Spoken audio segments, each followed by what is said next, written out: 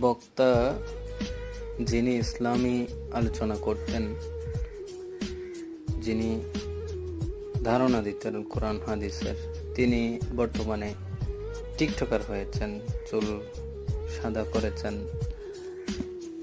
আমি এই জিনিসটার পজিটিভও নেব না, নেগেটিভও নেব না। আমি যতটুকু বলার বলবো যে তিনি যেহেতু এই পথ বেছে নিয়েছেন, তিনি অন্তত পক্ষে এই বিষয়গুলোর ধারণা রাখেন, তিনার কথাগুলো শোনা প্রয়োজন। তিনাকে যদি ফেরাতে চান, আপনারা সেই আগের প্ল্যাটফর্মে আনতে চান, তাহলে ওনার সাথে বসতে হবে। ওনার মনের যে দুঃখ, এগুলো আপনাদের আগে শুনতে হবে, তারপরে হয়তো ফিরে আসতে পারে।